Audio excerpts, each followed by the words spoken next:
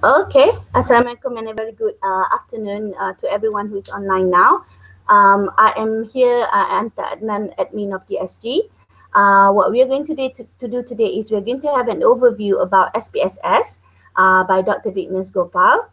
And this is our continuous effort to share the information, yeah? So there will be more after this, but this is the beginning of a few more courses online. And I'm going to later on introduce Dr. Vignes. But before that, I would like to welcome all of you who are in here right now. Maybe some of you are online, especially the SG members. And the reason why we want to do this is because we think that a lot of members will benefit from these online courses. Yeah, we are planning a blended courses, means there will be webinar. Yeah, there will be a free webinar, a free preview, sorry, and then there will be paid webinar and also paid courses. So this is among the first course that we are going to handle, yeah, with Dr. Vignes. Okay, so without further ado, perhaps I will invite Dr. Vignes to come to the online platform and introduce what is it that he's going to tell us about SPSS. Okay, Dr. Vignes, perhaps you can unmute yourself and start speaking.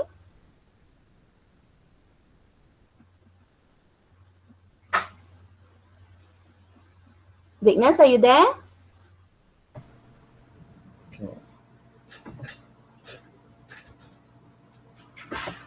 Okay, hi guys. Okay, thanks to Madam Anita for giving me the opportunity to speak up on the overview about SPSS. Yeah, as you all know, SPSS is meant for the statistical packages for social scientists. Okay, or you could classify it as a statistical packages for social sciences as well. Yeah.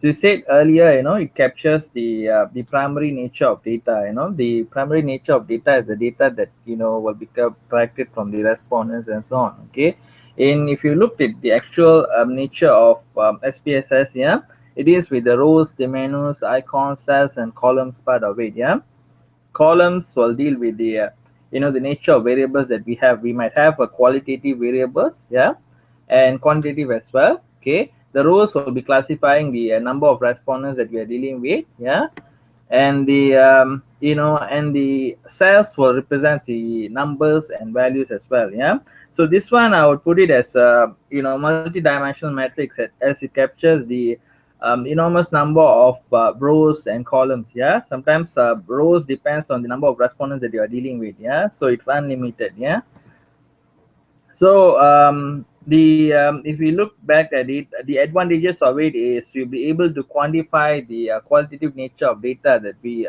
that will be collecting from the respondents. Yeah, the second part of it, we may deal with the a basic basic mode of descriptive and inferential statistics. Descriptive is more to a mean, median, mode, variance, yeah, and the normality part of it. Inferential statistics is more to regressions, correlations, yeah, more to advanced modeling and some forecasting and so on. Yeah, so in this case, we might be exposing you all on the different perspectives of parametric and non-parametric. Yeah, parametric is actually what we say is we would say that we know the nature of distribution. Yeah, if it's normally distributed, we would classify that as a parametric approach. Yeah, so I think most of us most of the students have put up the form that parametric is actually for normality and so on. Okay, that's fine. Yeah, but in that case, if we say that we are having a sample of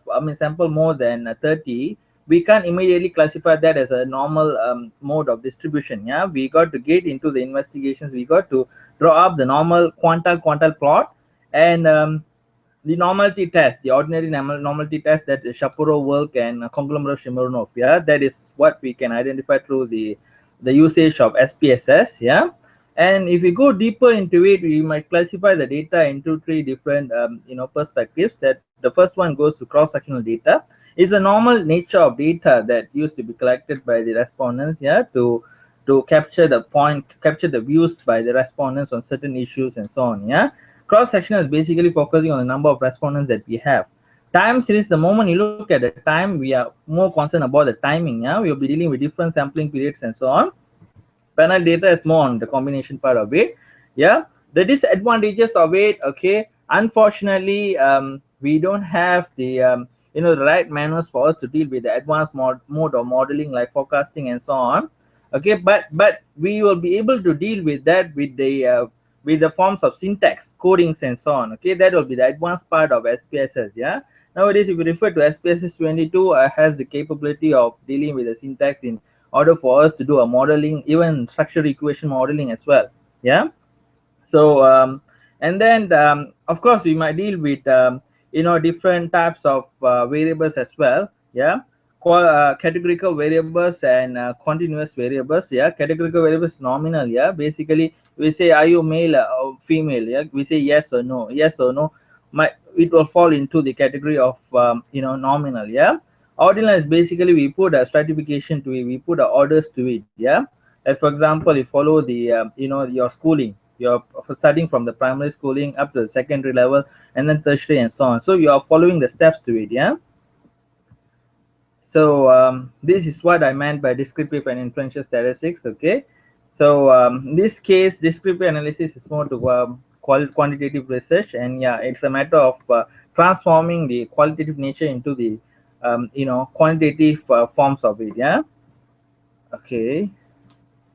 Okay, the types of qualitative data that we might deal with, like for example demographic data, we have a marital status, level of education, age, positions, and etc. Okay, might say yes and no, that falls true or false, that falls into the nominal category of it. And we say positive and normative data. Yeah, positive is basically what we agree, the factual things that we observe from it, like for example the values and so on, that is more to a positive part of it. Okay, but normative is more on whether you agree to the statements or you disagree or you moderately agree to it, or you are like halfway agree to it. I mean, it's more to moderation of it. Yeah, but it's a matter of looking into different perspectives. Normally we'll look normative will look into different perspectives or different approaches by the human beings. Yeah, positive is actually what we are seeing. Yeah, logical arguments is true or false, as I said earlier. Boolean statements, you might use this Boolean statements in the formation of creating the syntax, the right syntax for it. Yeah, so I would welcome more questions from the participants. Yeah.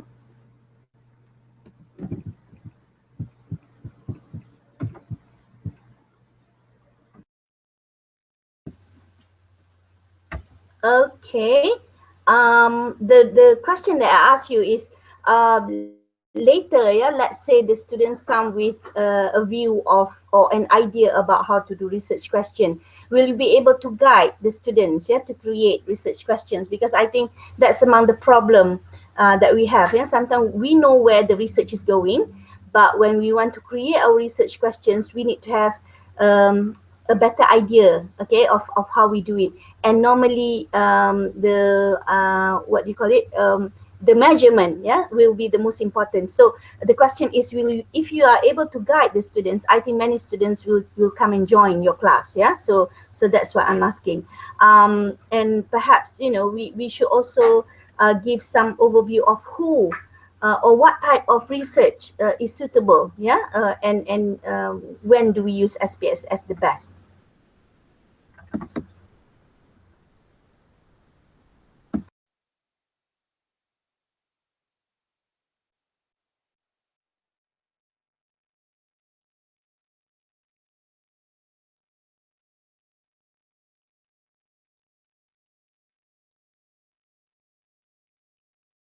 As you mentioned earlier, madam, this is more to if you are dealing with the analytical nature of frameworks, that means the research questions must consist of keywords like to analyze, to investigate, or to examine, and so on. Yeah.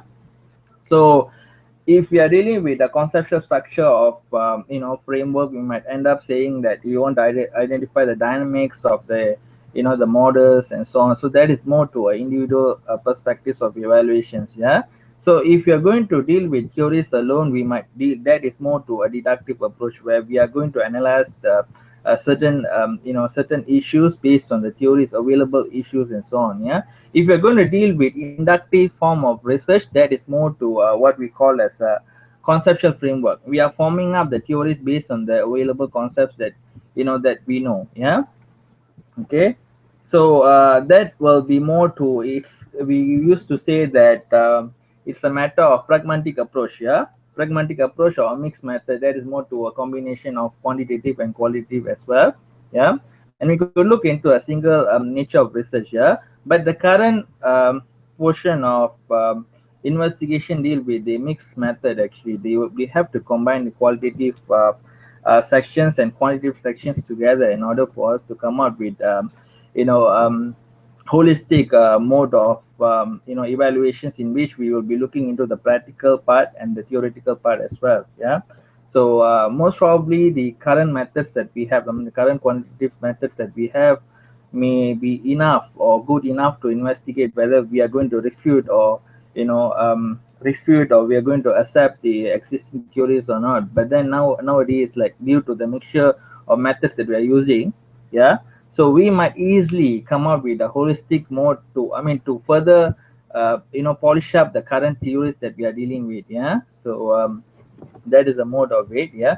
And definitely be like as you said earlier, research questions should be formed based on the gaps that they have identified from the reviews on on the research issues and so on. Yeah. So most probably, like, if they used up, it depends on the keywords as well. Yeah. So if it's going to be analyzed, if it's going to be to identify the nature of distribution and so on, that is, of course, when you talk about distribution, it comes to the point of investigating the the shape of distributions, whether it's skewed to the right or skewed to the left, or it's going to be a normal nature of distribution and so on. Yeah.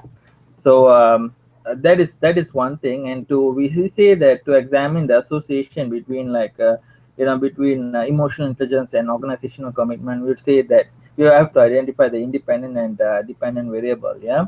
But in a way that, if we say, if you used up the research question, like, to investigate the impact of emotional intelligence on the nature of organizational commitment, that is, of course, we know that organizational commitment will be the dependent variable, and emotional intelligence will be the independent variable. So we could look into the scope of you know scope of mediations and modulations as well. Yeah. In this case, mediation is basically, we might use the normal, the advanced mode sober, when we do have an advanced structure of sober as well. Yeah. Compared to the Baron and Kenny, that is actually a old fashion of it. So now we are getting into the advanced mode of sober, in order for us to differentiate the nature of distributions that we are dealing with. Okay, because in based on the current or practical data that we might have, we might end up getting data with a non-normal form mode of distribution. Yeah. If the data is not normal, then we may need to adjust the structures of it for it to reflect the non-parametric approaches. Yeah. So that is a part of it. Okay, all right. Okay, that's cool. Yeah, I can see very clearly, Vignes. I think among other things, why students have problem, yeah, with their research questions and studies is because they are not clear on, one is the type of measurement or the type of data analytics that they have to do. Another thing is there are so many information. Okay, for example, I'm now looking at SPSS, but later on I saw some, okay, SAM PLS, information on Facebook, and then later I go to rash analysis. So there are so many information and there are so many ideas, yeah, and among the problem is, which one do we choose and for what purpose? Okay, so if you are able to guide the students very clearly on this, I am sure many people are going to appreciate that. Yeah, because I think I don't know, from my own experience, this kind of information are not clearly given in the university. Okay, so the idea of having this blended learning approach in our DSG is, we will have free preview like this. Yeah, we are giving you the chance, the instructors, the chance to come and give us the pre-preview, and then we're going to announce, open the courses, have a paid webinar, meaning people who want to attend the webinar must pay, and then later on they will be added into a closed group. Yeah, we already have a closed group in SPSS, and then those who are in there will pay to get your service. Okay, so those are the idea of a blended learning that I have. And if let's say they want to decide to come and see you face to face, then we can of course handle a face to face workshop, yeah, in our center in Puchong. I am moving towards that, yeah, because once we have the center up and running, and it's easier for me to coordinate. So I am hoping really that you can help us, yeah, especially the SG members, because a lot of them are contacting me saying, you know, perhaps we should start doing this already, yeah, in 2017. So thank you so much. If you have anything else to say, Vignes, perhaps, you know, uh, um, what else should you know, how do we prepare? Let's say we want to use, you know, where do we get SPSS? Maybe perhaps that kind of thing. What else can you say to us? Okay, it's the okay about the about the packages. We might I might be able to check out the the providers of the software and so on. Yeah, if you're going to get the software directly on your own and so on, so probably I can try to check out on the location of or on the sources of getting the SPSS and so on. But I'm also in the plan of preparing some video tutorials, to guide up the to guide up the students on the steps that they may need to follow from the construction of question as well. I'm very sure that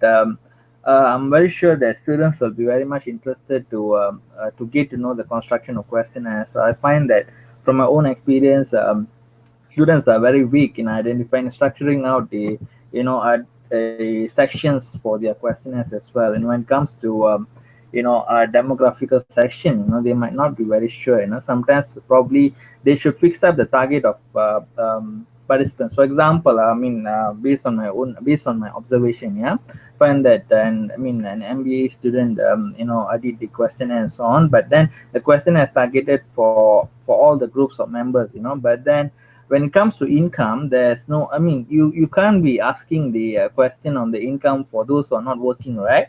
Yeah. So those are the simple mistakes that can be done, if they don't follow up with the structures or the steps of it and so on. Okay, when you want to structure out the income also, you need to be very careful with the nature of participants that you are dealing with.